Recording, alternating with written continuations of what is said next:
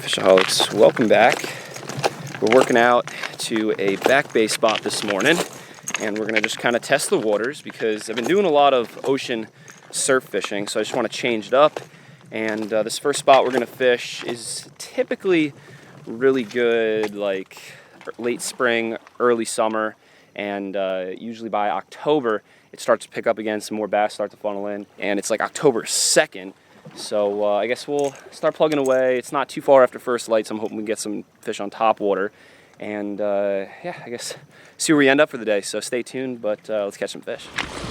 So we've actually got some pretty perfect conditions for this spot. We've got overcast skies, beginning of the flood tide, and I feel like fish like these conditions because they could sneak into this skinny, clear water and feel more secure.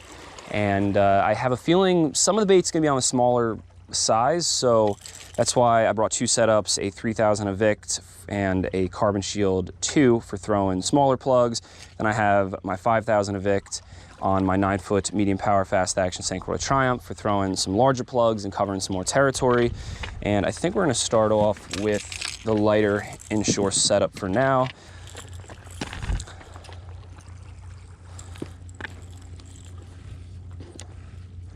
Looks like we got some bait. Making some rings right on top, right there.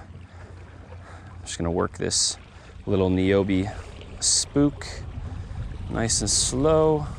Real skinny water. Oh, there's some bait right there. That's a good sign. I bet you that was a striper or a snapper sneaking into this real skinny water, trying to get an easy snack. It's only about a foot here, probably, maybe 2 feet. Really skinny though. If we're lucky, we might also see some albies move by here, but that's a really small chance just because there hasn't been a whole lot of albies up in the bay here yet.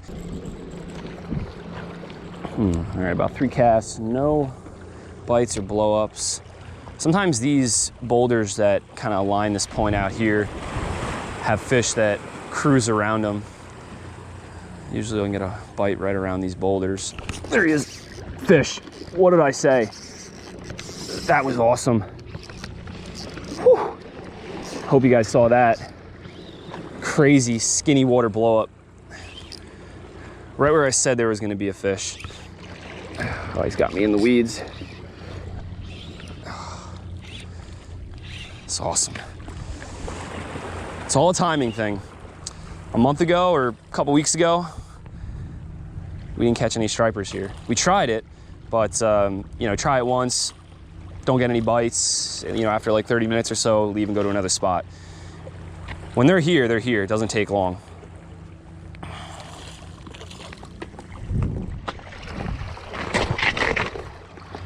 Even though it's calm, you still gotta have the corkers. All right, that's a quality schoolie bass for this spot. If we're lucky today, we'll get something around 28 inches. But yeah, what a sick fish to catch on top. It's nothing better. Whew.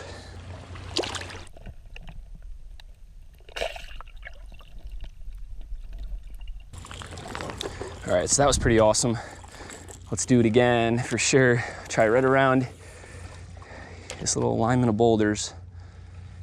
These fish just like hanging right on that structure, just so that they could do what that fish did. You know, a little bait fish swims by, injured or not injured, those bass are gonna jump up and just try and catch that bait fish by surprise. That was actually the first fish on this new little spook, and I'll put the link down in the description if you guys wanna check it out. I think I got it off Amazon. Wasn't anything crazy in price either. Nice cheap little spook, and it's getting the job done. Comes with saltwater hooks on it already, I believe. And I'm noticing we definitely have a little bit of flood because I cast it a little bit to the right and my spook is moving slightly to the left. And that's a good sign. It's something you guys should always keep an eye on when you're fishing and waiting on the tide. And that'll kind of dictate a whole lot of when, oh, striper's gonna bite. Just had one tail on this. I saw a little wake behind the bait as I was reeling it in. Sometimes, you know, you can kind of just twitch it right on the edge of these rocks. Not even really move it that much. Like, look how fast I'm reeling. I'm reeling so slow, but just twitching it, barely moving it. And also including some pauses here and there. And right when you slow it down or pause it, that's, I think, when most of the bites are gonna happen. Just got swirled on again. I don't think the tide is quite right just yet. Oh, okay, they're here. It's like clockwork with these fish. This is awesome that just when I kind of knew when the right time to come here and try and do some filming, just like last year around the same time, these fish were here, and it's no different this year.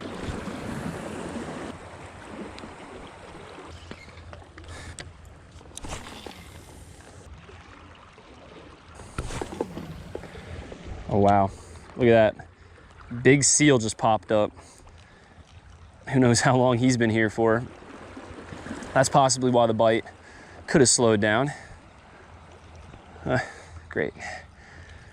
All right, so we're packing it up. Only a few bites and probably only a few fish here. I'm thinking it might just be a little too early before it's like really hot in here. You know, as it gets cooler and we get further into October, more fish will probably funnel in and find all the bait that's in here, and like our mornings will be like 6 to a dozen fish right on the same spot fishing those boulders instead of just one and, you know, a couple swirls and one decent blow up. And seeing the seal probably didn't help. And also, we didn't get here like at first light. The tide wasn't entirely right. Like if we got here at first light, it would have been slack water. So that's why I got here a little later. I was also a little tired, so I was like, like we'll get there just when the flood tide probably is going to start. And yeah, we threw the spook around for like 30 more minutes after having that little bit of activity. Then I switched to the popper for, I don't know, a few dozen casts and no bites or no swirls at all. Went back to the spook and nothing. So it's time to get out of here, and believe it or not, I actually haven't caught any albies yet this season, so I think we're gonna go snoop around a couple spots and see what we can find. All right, made it to spot number 2, checked out a couple other spots, didn't see any signs of albies, and I actually didn't see any signs of albies here, but I figured we'll just try fishing for bass, see what happens, see what pops up.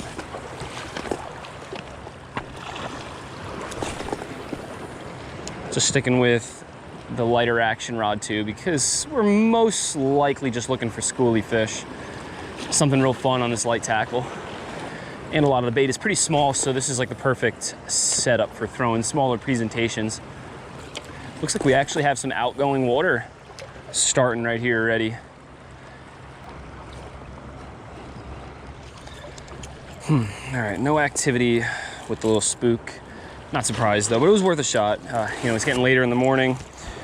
Some fish probably don't want to hit topwater, so let's clip this off and let's try a FishAholic finback shad in olive over white and silver flake. A lot of weeds. Took 2 casts, just eelgrass so far.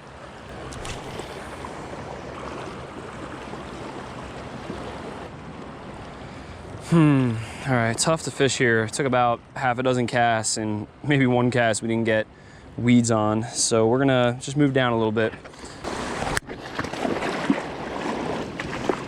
So that next little point, straight ahead, we're gonna try and hit that.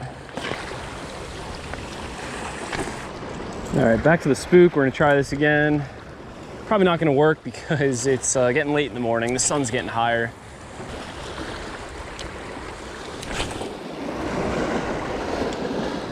A lot of nice current sweeping from left to right.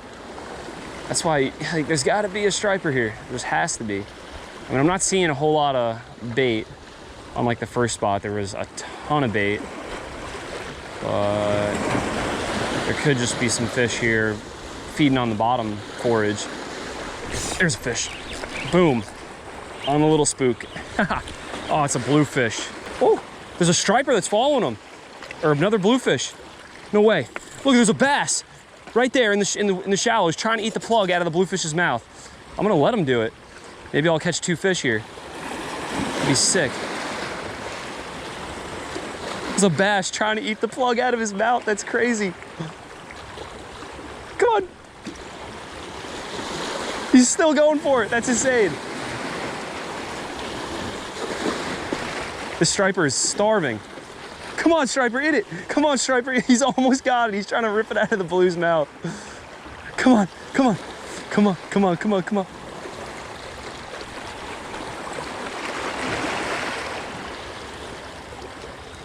All right, we gotta land this blue quick and then get back out there, try and get the bass.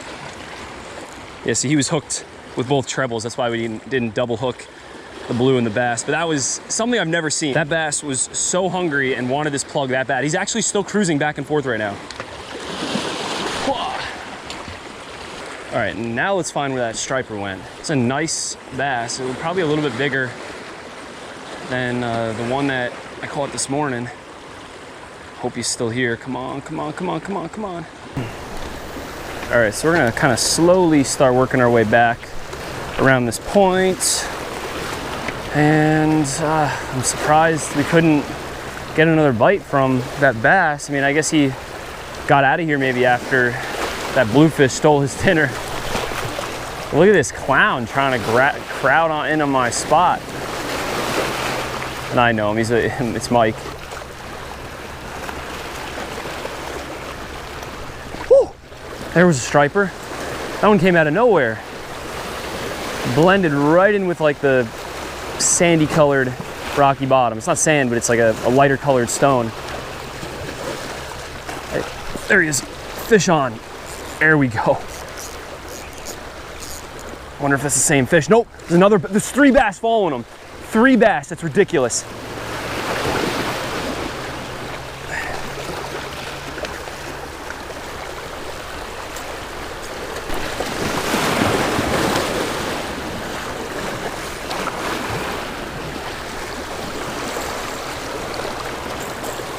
All right, this is pretty sweet. Our morning might turn around right now. There was, no joke, 3 bass following this one right after he destroyed that little spook. Whew. I was so sick. Let's try that again, see if there's still some more fish hanging out here. Real shallow, they're right on the edge of like where this lighter colored stone meets the weed and the darker colored stone. Really awesome sign though. I mean, there's a good amount of fish here now. We're gonna definitely spend a little bit more time here. Oh, just swooped at it. Oh man, just missed them.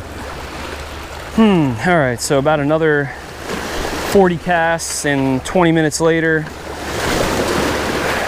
No other bites here. All right, so I think we're gonna start working our way back. That was a really good surprise because I was very, very close to working our way back and scrapping this video. But fortunately enough, one fish blew up and kind of revealed where there might be some more fish, threw right in there, boom, he came up and smashed it. And it was really cool to see that there were more fish there tailing the other one.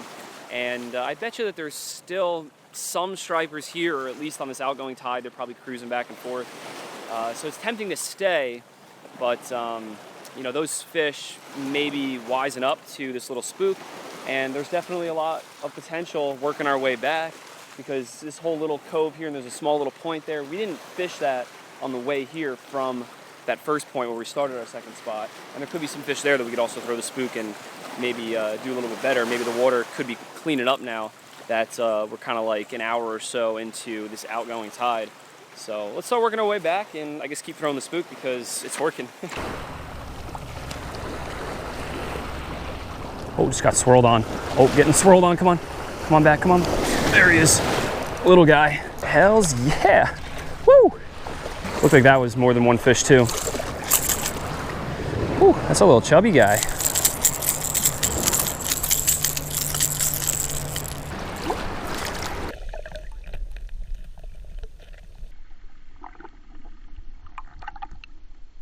All right, so pretty sweet, one more on the board.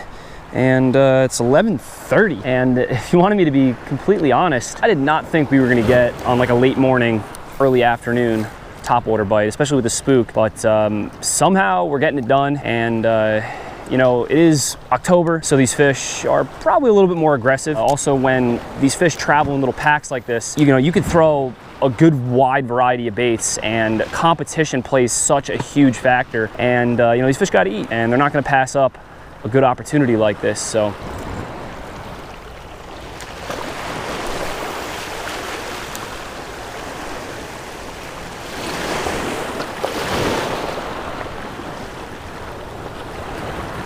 Oh, just got swirled on. Oh, come on, come on. Oh my gosh, they're going crazy for it. Oh man. That was like 4 or 5 or, you know, maybe even 6 blow-ups. It's crazy. Maybe they're still hanging out there. Probably more than one fish.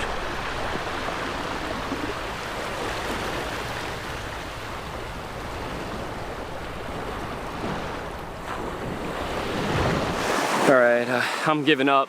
I'm starving and really need to get some grub. It's like 12:15 right now, and we're pretty much back where we started our second spot. We walked around the corner, and that's where we found some fish, and I thought we would have been able to get one more striper because like 10 minutes ago on that cast, you saw we had like 5 or 6 blow-ups on that single cast, and then I actually fished there for like another 20-30 minutes, which I'll edit out, and we had like one more blow-up, and that was it.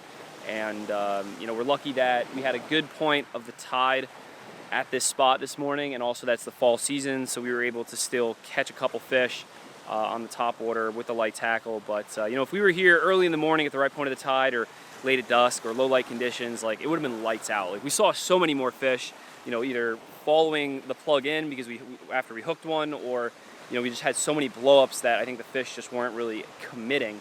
But it is what it is. I had fun. Hope you guys enjoyed the video. So smash that like button if you did. Hit the subscribe button so maybe you'll keep up to date. So maybe when we come back here and it's really lights out, you'll be able to see that video as well. And if you guys see below this vid, there's like a little FishAholic Teespring apparel banner. Maybe check some of the apparel out, pick something up. It would really mean a lot to me to help support the channel and what I do. And yeah, I guess that's about it. So until next time, I'll see you on the water, see you in the vid.